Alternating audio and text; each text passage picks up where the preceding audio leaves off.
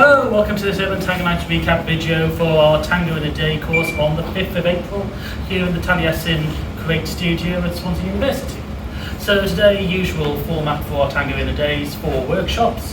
In the first one we covered the fundamentals of tango, which are posture, how to move like a tango dancer, embrace, communication, musicality, and this is how it went. So we started off with tango posture, feet in a slight V shape, heels comfortably together, leaning forward with a slight flex in the knee.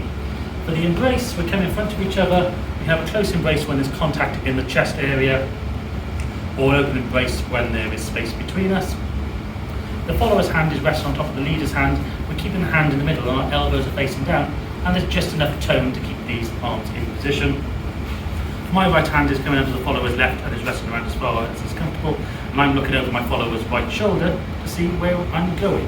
For the follower, her hand is resting on top, she's not gripping on.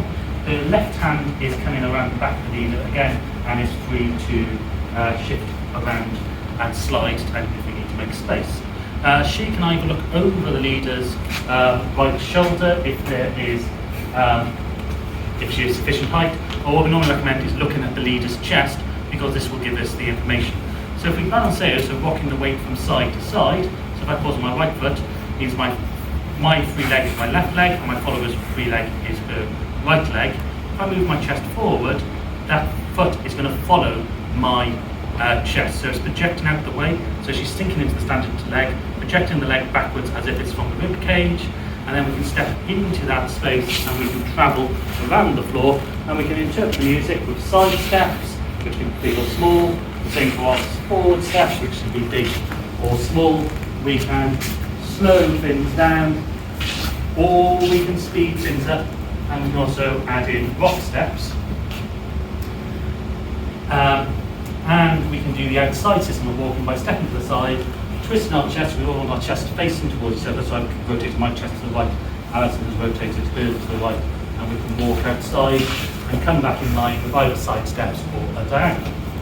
We finished off workshop 1 with a shoe shine, so from a side step to the left, I can sink down, put my right leg in between her legs, and as I come up to height, the legs close together, and can ride up my leg, shining her shoe, making sure the left leg is on the outside of the leaders.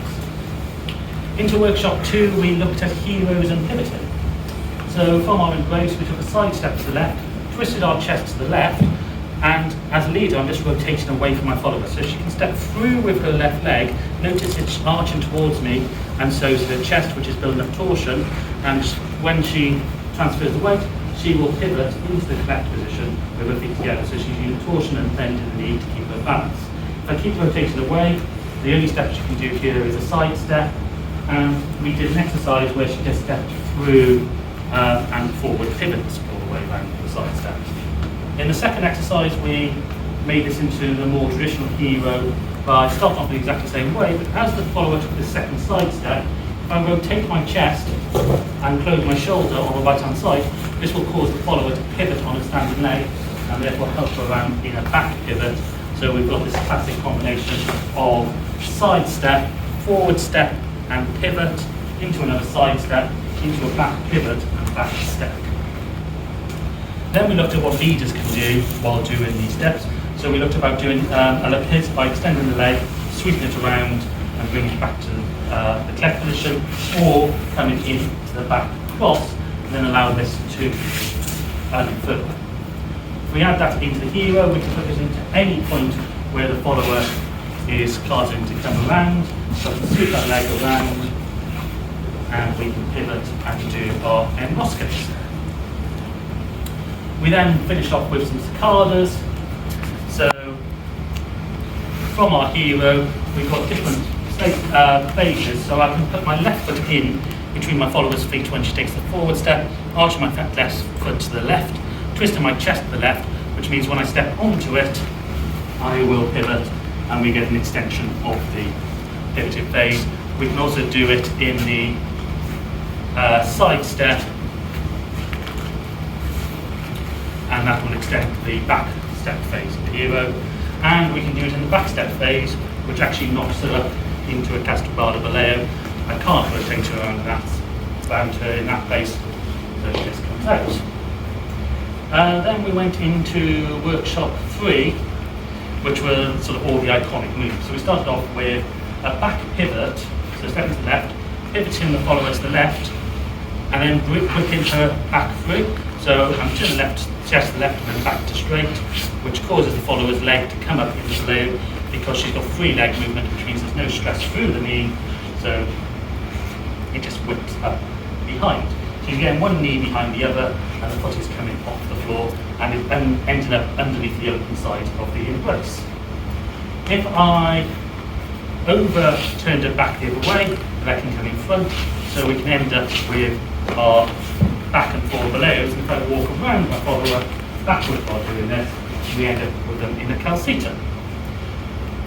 We can come out of this by twisting the chest to the left, which takes the follower forward, and this is like the same forward step phase of the hero, which we can then take around. If I over pivot her, we can come into Ochos, and I can add side steps to make this travel with her. Again, she's keeping the chest with me and arching the foot to create this torsion. And I can take this into heroes, and I can come out of heroes into Ochos, so we can use the forward Ocho to change the direction of heroes, as well as go in and out of them. We then added in paradas, so from our Ochos, if I move my right foot next to the follower's right foot just before she pivots, she will be blocked. This is the parada, or pause. She can do shoe shines or pique where she taps, and then I can lead her over, and she can come back in front for the Ocho. So when you lead her over by twisting the chest to the left, that is a passada.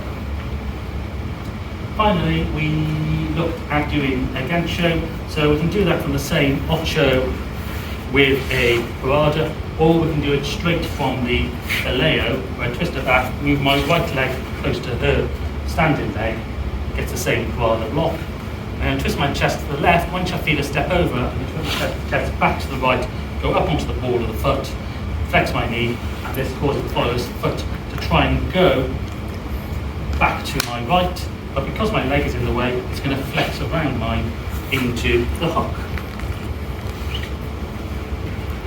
I think that was it for workshop 3. Finally, we went to workshop 4. This was on Milonga. So we taught the Milonga box first of all, which started off, first of all, the hand sail is normally modified into a bit of a march, back step on the right, side to the left, outside the 2 steps, back to the right, and change weight. We talked about changing the time, so everything can be quick, everything can be slow, or we can mix it as we see fit. We can add more side steps and make the side steps go around in a circle. We can add more forward steps. We can miss steps out. It's up to you to modify the box however you see fit and how you want to interpret the music. We can also add in rock steps, where we can take them down. We can make them go sideways around the floor. We can make them go in circles. We also did trapsy steps, where you can go from a side step, do a fake to the side, and then come back, which is almost like a box step, to the side. And then finally, we just talked about taking moves like the Ochos and the heroes, playing around with the rhythms of them, making them a bit smaller, which then makes them suitable for Milonga. I think that's everything that we covered. So if you've liked these videos, please like and subscribe. If you want to learn yourself, come to our classes. They're on multiple weeks, and check out the website in the link below.